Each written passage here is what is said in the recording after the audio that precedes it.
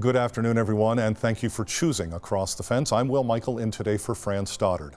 Hiking, skiing, biking, fishing, those are just a few examples of the incredible outdoor recreation opportunities that we have here in Vermont, and there are obviously many more.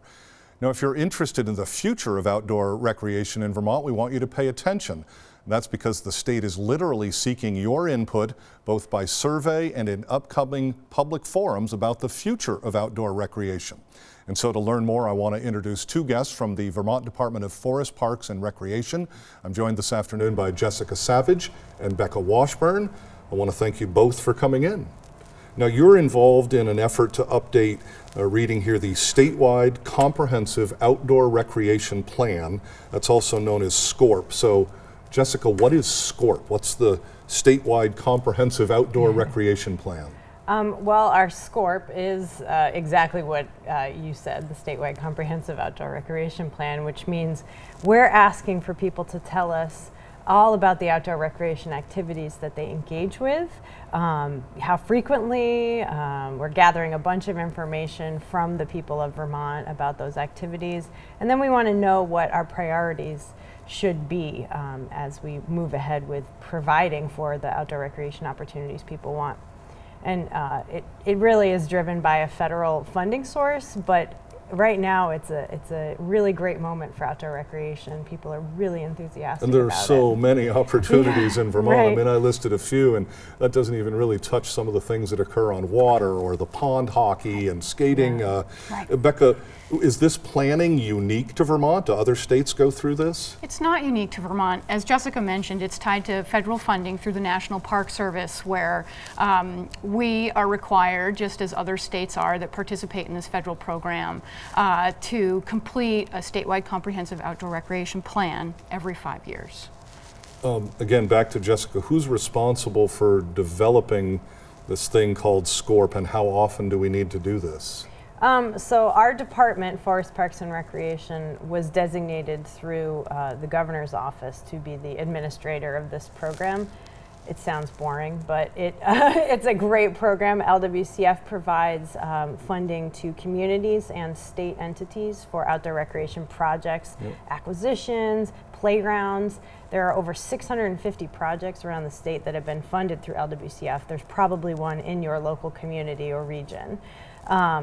And we have to do it every 5 years, and it basically tells the federal government that we're ready to take this apportionment and give it out fairly and equitably to the communities in Vermont. And that's one of the reasons, right, why this is so important to Vermont and Vermonters. There's money at stake. There are other factors, but talk a little bit more about why this is important to Vermonters. Sure. So this is really important to Vermonters because outdoor recreation is one of the reasons why we love Vermont as much as we do. We all participate and appreciate what the outdoors provides for us, from those ball fields, as you mentioned, to a walk in the woods. And we want to make sure that we're listening to the communities around Vermont and what their needs are and what their interests are in developing recreational opportunities, both for economic development as well as for the health and well-being of the citizens that live in their communities. So again, as I said at the beginning, you're inviting people to get involved. Jessica, who are you hoping will participate, and how can Vermonters participate?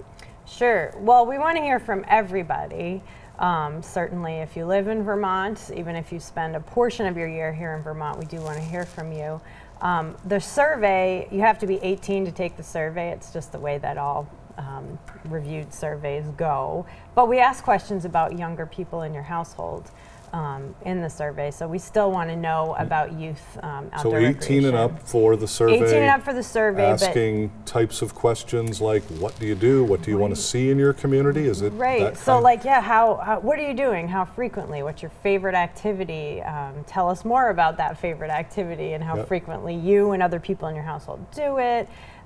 What are your priorities, around some of the themes that we've seen in the past few years emerge, like Becca mentioned, economic development, communication, things that we're seeing as themes emerge. We want to know, does this make sense to you? Are you getting what you need from your local recreation assets? Are they providing for your needs? And if not, how can we help fill that. So here's where I need to jump in to let our audience know that here are the details regarding the online survey. You can go to the address on your screen. It's fpr.vermont. vermont.gov, and there's that word, SCORP, that we've been talking about. Again, the survey's available online. If you don't have access to online, you can use the phone number that you're seeing on the screen. And we also want to highlight that there are 2 public forums. The first public forum on the future of outdoor recreation in Vermont is Monday, August 19th. It is from 6 to 8 p.m. at the Brattleboro Fire Station. And there's also a second public forum being held on Tuesday, August 27th. It's from 6 to 8 p.m. and that one's at the Thatcher Brook School in Waterbury. And with that, I want to thank Jessica and Becca. Thank you both for being with us, and a lot of great information. Thank you. Thank you. Thank you. In our second segment today, we're going to join some animals who are enjoying Vermont's outdoors while they eat. Keith Silva tells us more. At Island Acres Farm in South Hero, the cow barn is empty. That's a change for a farm that's been in Steve Robinson's family since the 50s. When my father took over in 1959, he said there was 23 dairy farms in South Hero. There's 4 dairy farms left. Robinson has no plans to reduce that number any further. About 180 acres and 75 cows make up Island Acres Farm. Steve, Kelly, and their 2 sons run the farm. A few years ago, Robinson put up some fencing and started to pasture his dry cows, those cows not producing milk. And now he's going all in. Now, every cow dines al fresco. Before moving to this pasture-based system, Robinson grew corn to feed his cows. Dairy farmers grow corn because it's a good source of energy for producing milk. As a crop, corn is reliable. That is, until it isn't. It costs a lot of money to grow good corn. It also costs a lot of money to grow poor corn.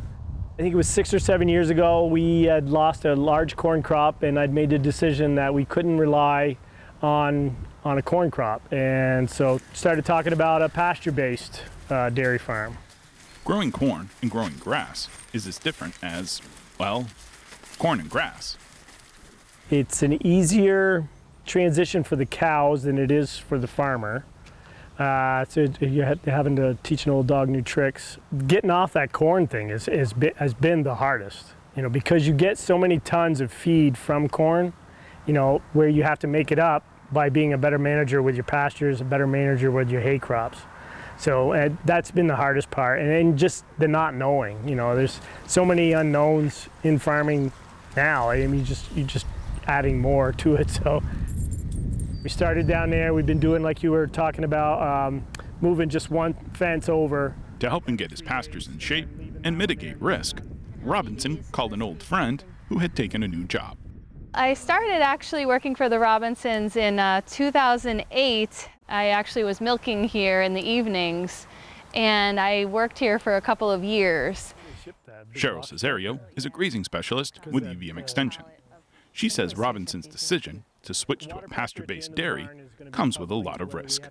A farm like this, a very well-managed farm where, you've been doing something a certain way for so long and it works, to then have to switch and do something different, I think is a huge leap just because it's a huge risk, especially years like 2018, right, where it's a challenging financial climate, so it's even a bigger risk to take and do something different. There's more to pasturing dairy cows than opening the barn doors. A pasture system is very dynamic because grasses grow at different rates over the grazing season. So when you're setting up an area for, say, a day of grazing, what that area, how it's sized in May is going to probably be different than how it's sized in July. And so things are shifting, and that's what makes it kind of complex, because there's so much changing within a pasture over the course of a season. Cesario serves as a consultant for farmers like Robinson who want to change how they manage their animals. She's also an on-site source for troubleshooting and goal setting. Sure, I can walk on anyone's farm and tell them what to do, but that's not really that useful. The better thing is to get a sense like, what's the goal? What is it you want to do? And kind of the why do you want to do this?